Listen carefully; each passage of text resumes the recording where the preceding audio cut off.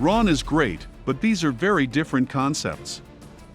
RON is more police operations, whereas this game feels more like recon/counter-terror/SF operations. For example, in RON you can go slow and steady when hostages are involved, clearing each room meticulously. This game is a bit more realistic. You need to lightning raid hostage situations, or the AI will execute them. This game also offers a much bigger range of playstyles and customization. You can go sneaky solo and play like you're in MGS, you can go all out and have big battles, you can set up SF operations, you can play as OP for and try to survive conventional forces. The tactical planning map is also great, and that's where this game beats out RON. For instance, in RON it's really hard to get AI to use shields, and when they do, breaching a door puts the shield away, meaning you can't have a shield lead from a crouched position while you have an SMG following behind.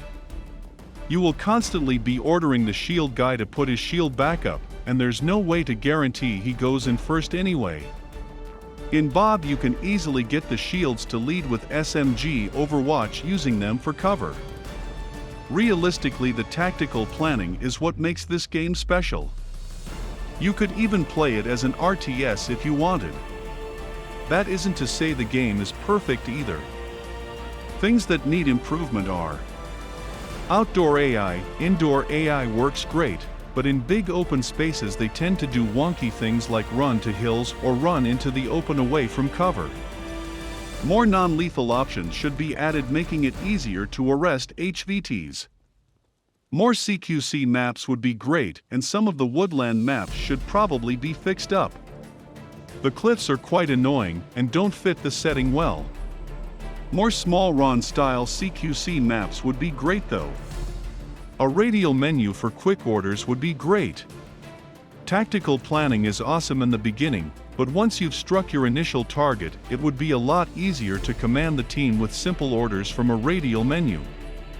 Generally, you need to hit things like hostages or bombs fast, and with a lot of coordination. After that you can kind of hunker down and fight more traditionally. Fantastic foundation for a potentially incredible game.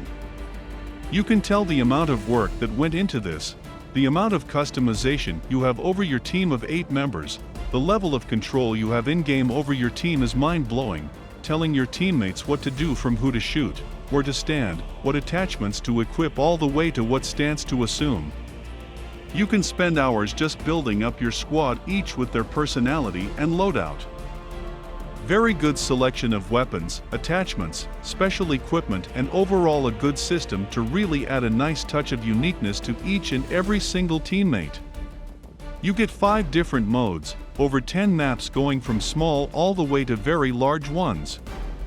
You get to customize your own mission, if you want, with the amount of enemies, how they respond to sound, their health, and you select what faction you play against. There's 5 factions, each have their own playstyle, some being very aggressive and primitive while others are more military oriented. Pros plus: very good level of customization, great selection of weapons and equipment options, so much replayability potential. You feel like a SWAT leader managing up to 8A. I controlled teammates. Gunplay feels smooth and fairly difficult. Nice selection of missions type and maps that scale from very small to very large. Rainbow Six Siege couldn't pull this off. Better than Rainbow Six Siege. Cons: clunky movement, the A. I would often bump into each other and block each other from moving into position. I recommend not taking a full squad of 8 into very small maps. Lackluster and inconsistent A.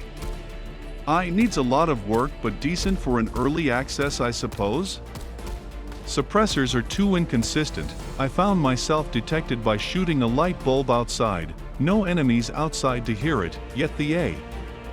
I won't react to shots in stealth from inside the house.